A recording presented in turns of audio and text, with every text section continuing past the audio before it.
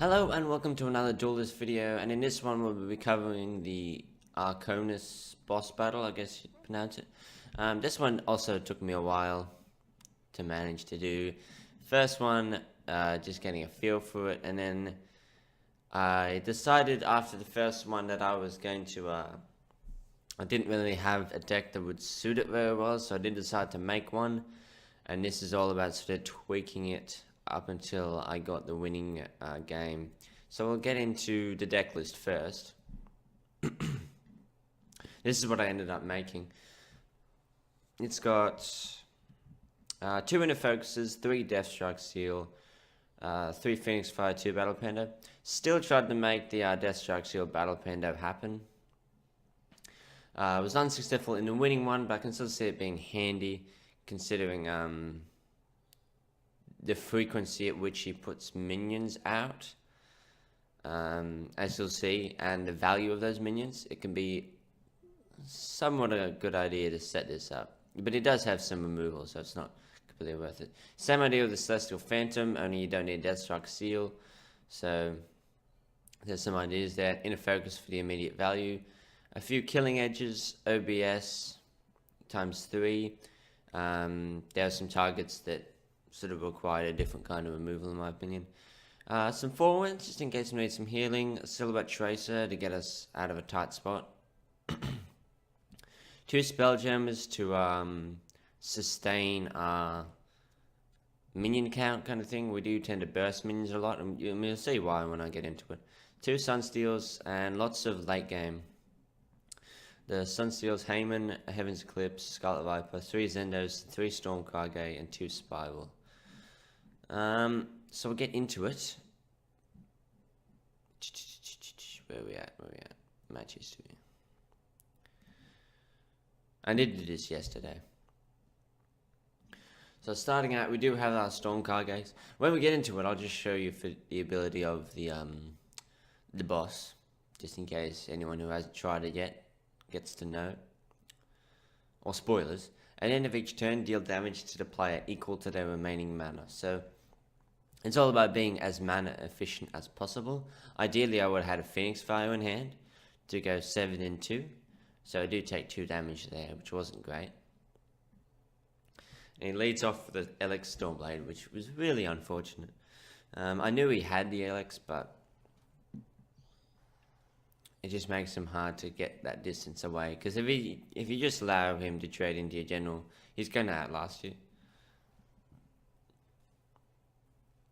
And he had 0 mana left over, so he didn't take any damage. So I believe a big part of this was exploiting the Zendo for a fair bit of it, as I remember.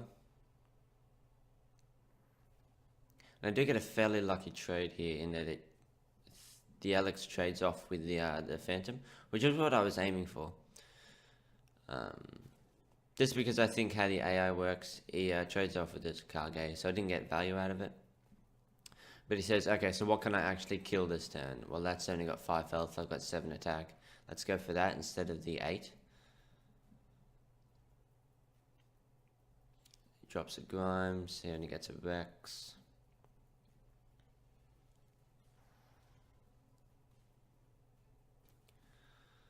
And I do think dropping the higher curve minions is better, just because it's not always as reliable to throw down lots of minions, because then you get into his situation where he's got 2 cards in hand, and you got to play to the odds. It's less likely he's going to have the right combo to get to 9 mana.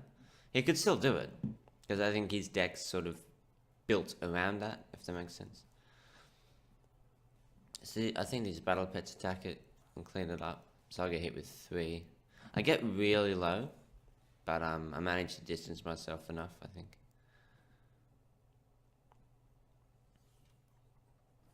And there's a pretty sick play that comes up. So I'm liking the precast of Deathstrike Seal. I'm lucky it doesn't get removed, because I think he wants martyrdoms. But it ends up being handy, I can get that away, get some value out of it.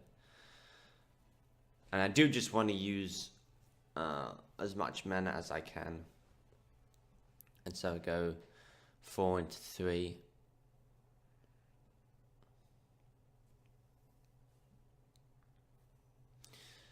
I OBS that as opposed to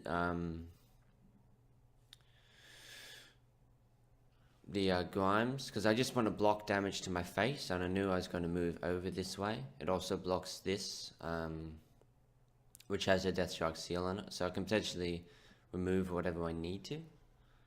That was super unfortunate, how it moved there and then it could put the Silver Guard. So I just opted to trade them out. I can still keep my Zendo for another turn, because this still isn't in range. There we go. Oh yeah, Spiral him this turn. So 9 to 36 isn't great, but 1 card in hand, he's going to start taking damage, and we still have, you know, a fair amount of mana to use each turn.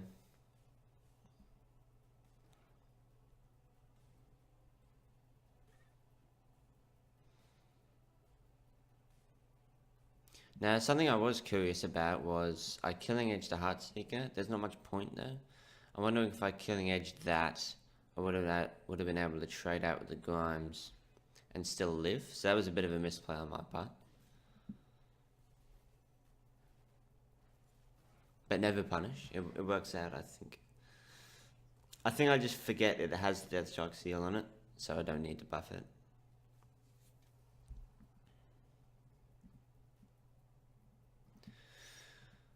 And obviously we do that just to body block, so we don't take more damage. This is another 9 mana combo, which is pretty good. It becomes really tight here at the end. Really tight. And again, I forget it has a Deathstroke seal. So I tried out both of these just to try and kill it, which I didn't need to do.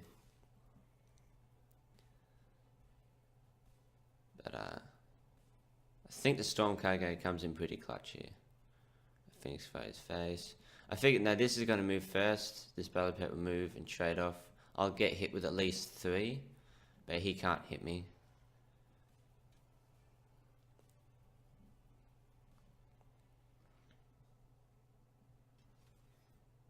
And this board clear is pretty awesome, as you can perhaps tell. Oh, he trades off with the Heartseeker, yeah. But we have the Cargo on board, we have a Cargo Lightning. Spoilers is next turn, we just chain Cargo Lightnings and clear his board. It was pretty cool. He takes 6 damage, he's only on 10. Yeah, I was 1 off lethal in that I didn't want to risk replacing the Kage, and this was only 9, so I clear board instead. And he uses up a fair bit of mana. I mean, that's 2, 4, 6, and then 3 somewhere. A preemptive Killing Edge, yeah.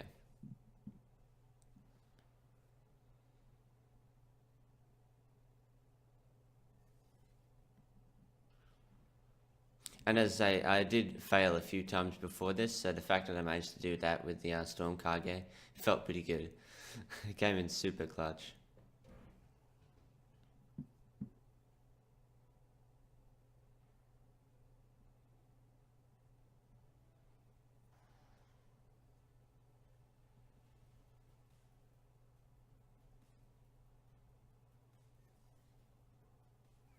And this was GG, I just style points. So what I tended to focus on was sort of the late curve. To get to the 9 mana, I sort of did 7 and 2 combos. Another thing you can do is just focus on 6 and 3. So you want to make sure that each turn you're as mana efficient as possible. So you go 7 and 2, you go 6 and 3. What I tended to do was Songhai was 7 and 2. There's also 6 and 3 combos like Zendo, Killing Edge, Jaguar 5 and 4. I'm not sure how well that would work, because you also need to sustain the card draw, which is kind of what Kage did, kind of what my Spelljammer did,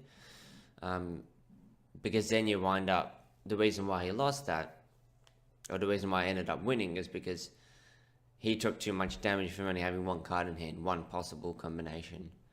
So that ended up being a success. It was pretty tough, not gonna lie.